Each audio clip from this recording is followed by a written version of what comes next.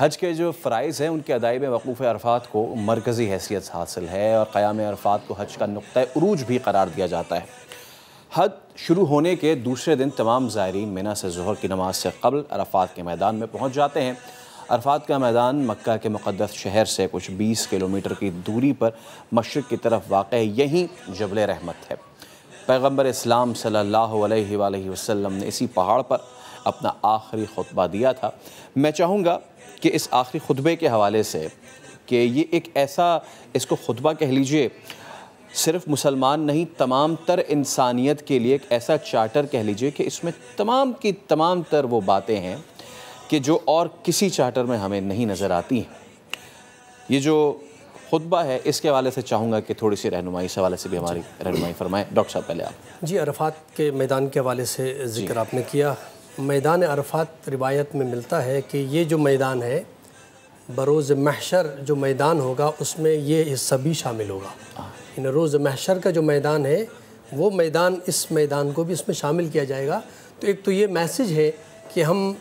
دو سفید لباس، دو ٹکڑے جو ہیں چادر کے، وہ پہن کے کفن کی صورت میں سمجھے حشر کے میدان میں کھڑے ہیں۔ اور دوسری اہم بات یہ ہے کہ دنیا کے بادشاہ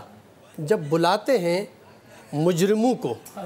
تو اپنے ہاں جب بلاتے ہیں تو سزا دینے کے لیے بلاتے ہیں، لیکن کائنات کے بادشاہ نے مجرموں کو بلایا، گناہگاروں کو بلایا ہے،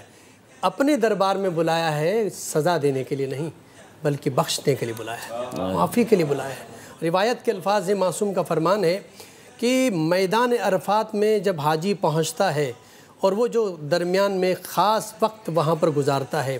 معصوم کا فرمان یہاں پر ہے کہ اس دن کا سب سے بڑا گناہ، اس دن کا سب سے بڑا گناہ یہ ہے کہ کوئی حاجی یہ سوچ لے کہ پتہ نہیں اللہ تعالیٰ نے میرے اتنے سارے گناہ تھے، بخشا ہے، معاف کر دیا، نہیں کر دیا۔ فقط یہ سوچنا سب سے بڑا گناہ ہے میدان عرفات میں۔ یعنی میدان عرفات میں پہنچنے کے بعد روایت کے الفاظ ہیں کہ اللہ تعالیٰ انسان کو اس طرح، حاجی کو اس طرح پاک و پاکیزہ کرتا ہے جس طرح ایک معصوم بچہ دنیا میں آیا ہے، وہ معصوم ہے، وہ معصوم عن الخطا، کوئی خطا اس سے نہیں ہوئی ہے، تو اس طرح وہ پاک و پاکیزہ ہوتا ہے۔ خطبہ حجۃ الوداع کے حوالے سے گفتگو کرنے کے لیے آپ نے کہا،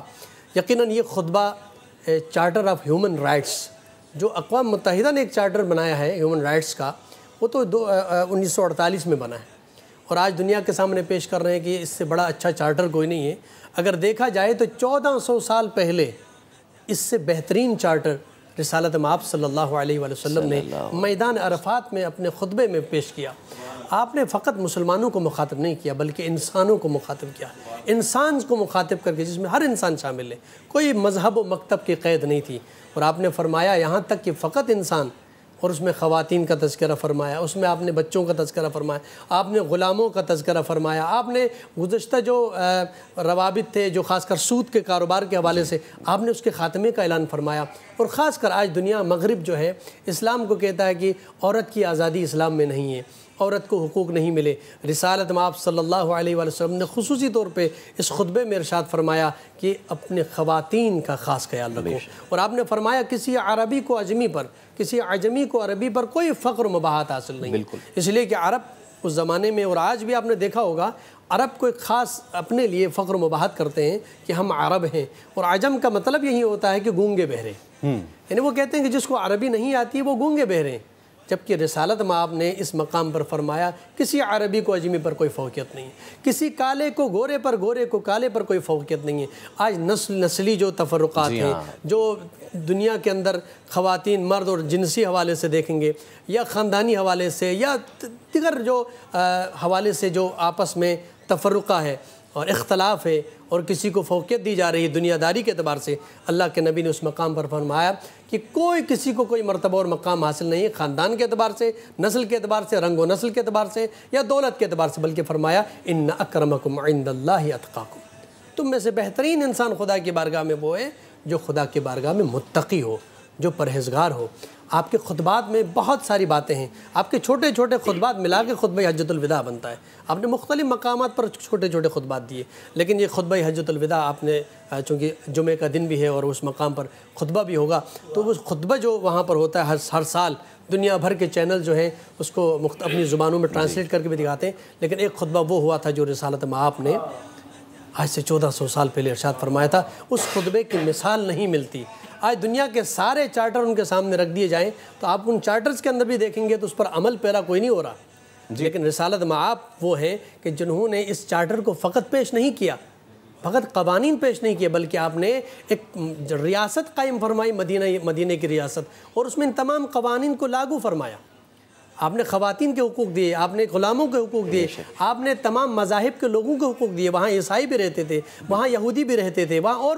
مذاہب کے لوگ بھی تھے، مشرک بھی تھے، لیکن آپ نے ان تمام کو آزادی کے ساتھ مدینہ منورہ میں جو ریاست تھی اسلامی، اس میں آزادی کے ساتھ رہنے کا حکم دیا۔ ان کی عبادات کی کوئی پابندی نہیں تھی۔